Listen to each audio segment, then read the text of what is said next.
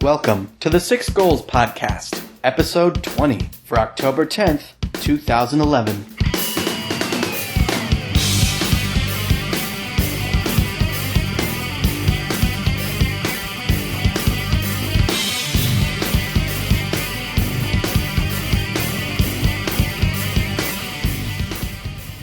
Hey everybody, this is Dan for the 6 Goals Podcast, in which I try and do these 6 goals every week. Running 6 miles a week, drawing 6 sketches in my sketchbook a week, doing 6 workouts a week, drinking 6 water bottles a day, reading 6 chapters of the Bible a week, and writing 6,000 words a week. So, I haven't recorded for almost, or maybe even a month now.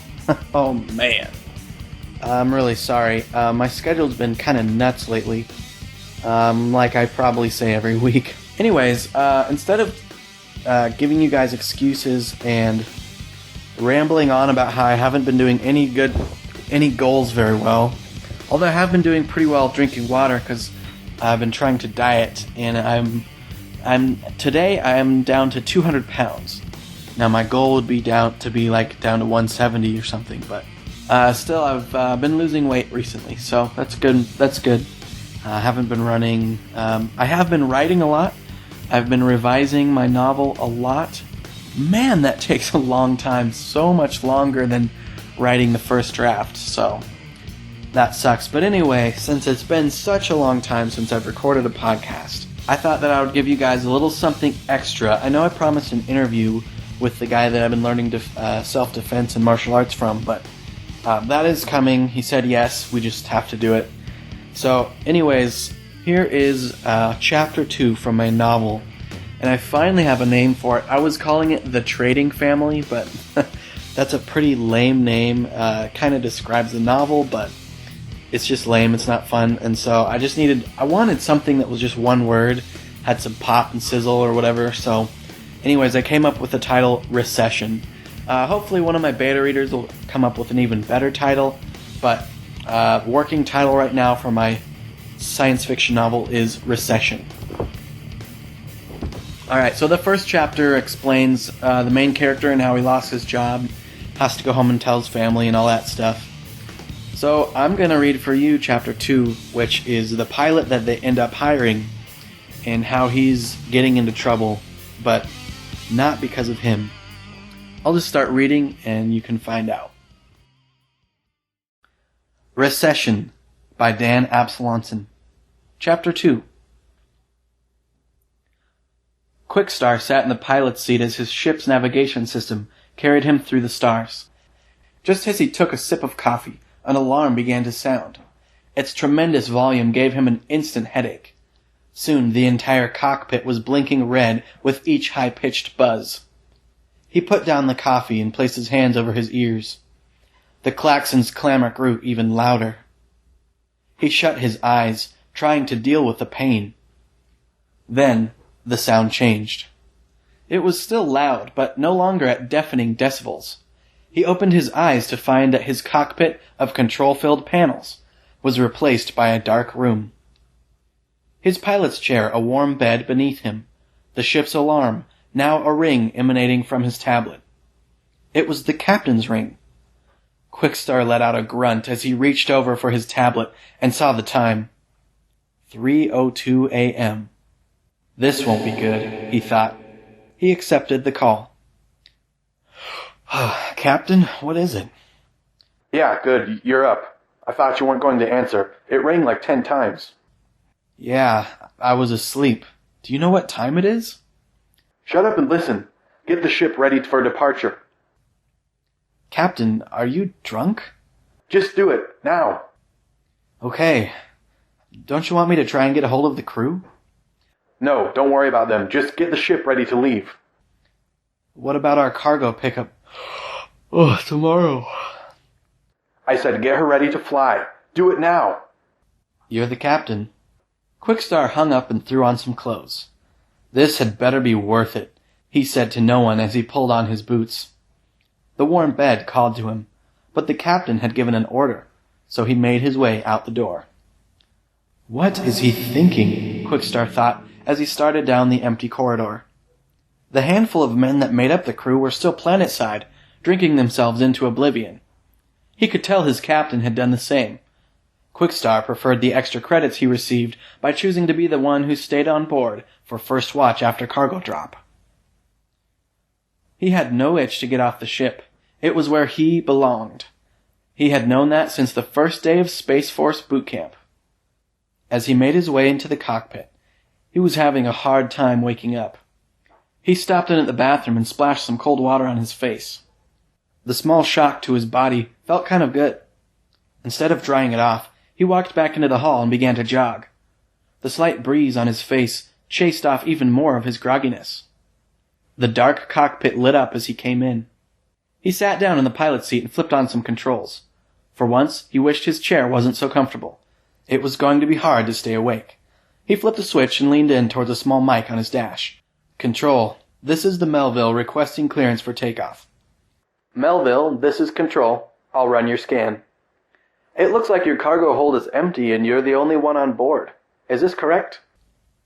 Yes, sir. I'm not sure why we're leaving before loading our next haul. Just following orders over here. Understood. Okay. I just need to log your destination then. Oh, right. I'm sorry to have bothered you, Control. I don't know what that is. Once you do, contact me again and I'll clear you for departure. Thank you, Control. Are you in trouble, son?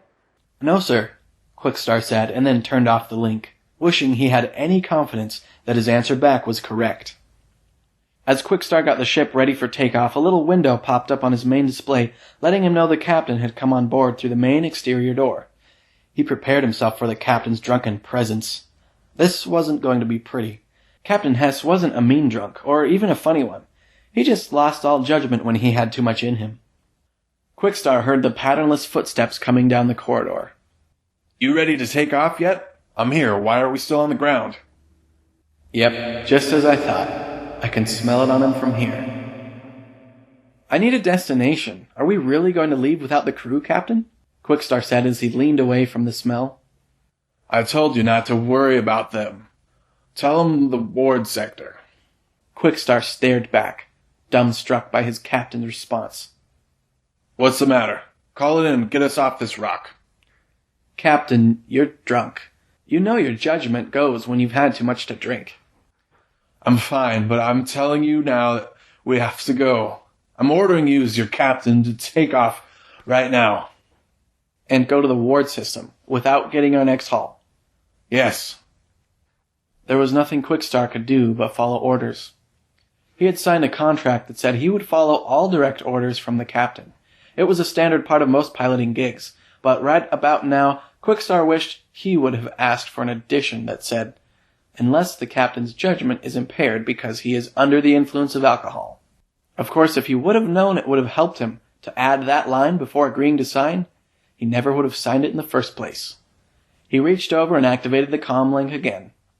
Control, this is the Melville requesting clearance for departure. We're headed for the ward system. This is Control. I'll run your scan. So, it's just the two of you? Yes, sir. Well, I hope you're going on vacation. If not, best of luck to you. You'll need it if you're going to try and haul cargo for profit out there. You are cleared for departure. Thank you, Control. Quickstar took the helm, disengaged the locks holding their ship, and pulled away from the docking bay. Come on, hurry it up already, Captain Hess said. You want me to clip another ship? I'm still waking up thanks to you, and I'm going as fast as I can, with my eyes halfway open. Captain. He hated using the title on a man who didn't deserve it, but Quickstar wouldn't fall out of the habit. He stayed sharp for the job he hoped would come in the near future. A new wave of exhaustion hit him as he concentrated on flying through the narrow rows of docked spaceships. Once they were in the open sky, he turned up the accelerators, and they began to ascend to space. What's this all about, Captain? Don't worry about it, I'll tell you later. You just get us to where we can jump, and then you can go get yourself some more sleep. Captain, I won't be able to sleep until I know what's caused you to make us up and leave the crew and undock in the middle of the night. Fine. I'm sorry, Quick, but I kind of lost some money tonight. A whole lot of it. I was sure I could win it back. I had such a good hand. Yeah? So? So I bet the ship. You what? Fossil-fueled guy caught a flush on the river, beat out my aces. Fool's luck, it's all it was. I had the boss hand. He shouldn't have even stayed in it, with the bets I was making. I tried to get him off the hand, but he wouldn't even budge for the price of my ship. Wait, so we're running from someone you bet the ship to in a card game? Don't you worry, Quick. We'll just make our way over to some other systems I know he doesn't visit, and we'll be alright. We just need a head start to get away. There's a reason he doesn't go to those places, Captain. The whole system is in a recession. You heard Control. You can't make a profit trading out there. Are we just going to haul cargo and live one job to the next? What about the ship's maintenance? We won't even make enough to keep her running. Well, that's where we're going. The ship's in fine shape. We just need to lay low for a while. Now track our course and get us out of here, and then you can go get some sleep. The captain stumbled out of the cockpit towards his room. Quickstar shook his head. Having a captain who gambled was a reason to make him look for a new job. Working under one who drank too much was another. Flying for one who gambled away the ship while drunk meant Quickstar needed to find a way out, and fast. He wondered how he had not seen some sign in the man when he had interviewed for this job. It was going to be a long trip. Just then a light began to flash below Quickstar. This time it wasn't a dream. He looked over to see that a ship was approaching them at a high velocity. He pressed a button on his console, sending his voice through the ship. Captain, get back here. We've got company. Quickstar released the button and then pushed a lever forward until it clicked. He felt the ship jump as it accelerated to full thruster speed. The captain skipped back into the cockpit, almost falling over with every step. Well, what's going on, Quick? Are they after us? I told him I was going to prepare the ship for him. He was supposed to come to our dock in an hour. He must know you better than you think, Captain. Quickstar touched a screen with his index finger, sliding a graphic meter to full. It turned from green to blue and flashed, "Full shields applied," as a voice spoke the same words through the console. Full shields applied. He moved his hand to a set of 4 buttons arrayed in a cross. They sat below a schematic display of the ship, which had just filled up with a blue glow. He pressed the bottom button and the bright color shifted to the rear of the display. Can we outrun them, Captain? He's in a Plested 5. Then we've got a problem, Captain. They will achieve firing range before we can get out of the planet's gravitational pull. Fossil fuel. So they'll be on us before we can jump? Yeah, they'll be able to open fire in 15 seconds. There's got to be some way to get out of this. Give them your ship, Captain. I don't want to get shot down. No way. You're the best pilot I've ever had. Head towards that asteroid field, Quickstar. We'll lose them in there. They're in range. They're sending a transmission, Captain. Ignore it and head for the asteroid field. You want me to fly the Melville through there? You can do it. We could damage the ship, Captain. We're not in a little cruiser. There will be spaces too small to squeeze through. You've got the shields up. Just get in there and shift them to the front and the sides. A blast from behind them hit the ship, rocking them off course with a violent shock. Come on, Quick. This is the kind of thing you pilots dream of. I know his guy's not as good as you. Now do it. Quickstar stopped himself from saying what he wanted to and turned the ship towards the asteroid field. That's right. We can do this. I know a little trick we can use once we're beyond their sight in there. I'll go get the spacesuits. I don't like the sound of that, Quickstar said.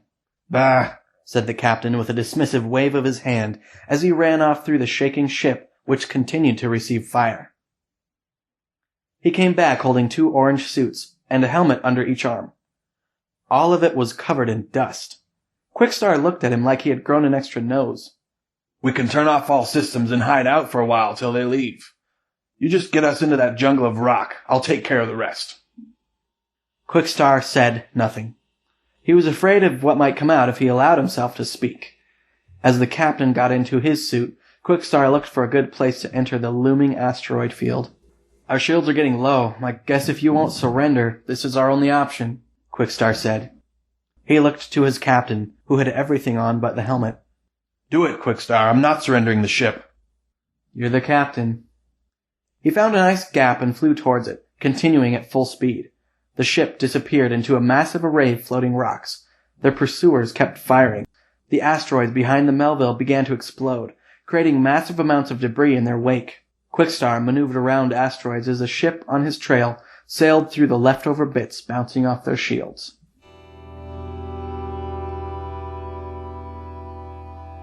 So that's Chapter 2 of Recession, working title. I hope you liked it. Sorry for all the background noise. But anyway, I'm going to podcast the full novel and offer it for free. I'm also going to sell it as an audiobook and an ebook. I don't have any plans for a hard copy of the book. I know that I still have a lot to learn as a writer, and I'm really proud of this book, and I think it's coming along nicely, and it's a really fun book. But it seems to me, from what I've heard from so many author interviews that I've listened to, that you don't really write a publishable novel till like your fifth one at least. Of course, that's not true for everyone, but I know it's true for me. So this is my second novel that I ever wrote. And so anyway, I think I've got a few more to get under my belt before I'm really starting to produce work that's getting towards being publishable. But in the meantime, I think this story will be really fun. I've had a lot of fun writing it. I don't know, maybe it will be publishable. I think people will really enjoy it. I know I really have enjoyed writing it, and I can't wait to podcast it and sell it as an ebook. So I've got a bunch of short stories available as ebooks. Some of them are free, some of them cost 99 cents.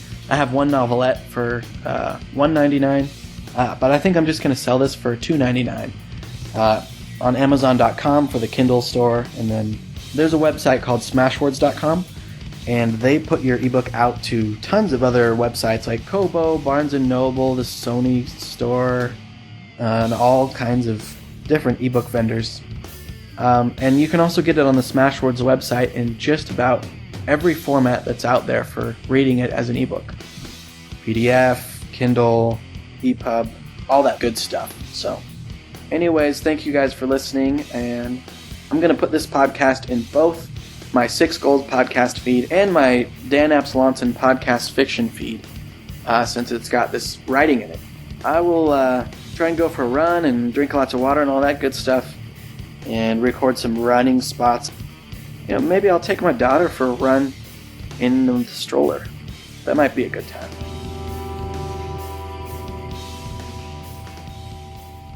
This is Dan for the 6 Goals podcast. Today is October 9th, 2011.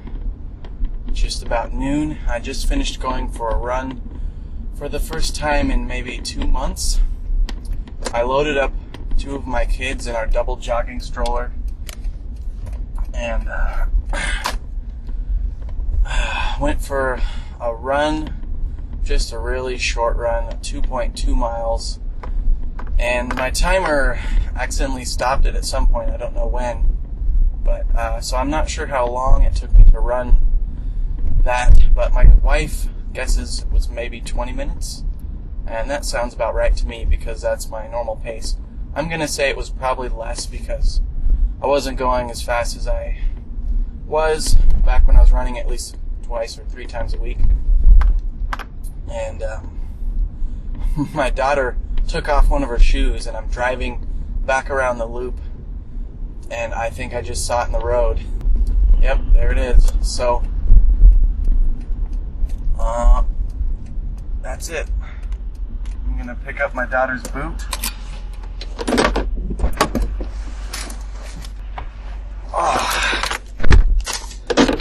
Seatbelt back on, and alright. This is Dan for 6 Goals, signing off.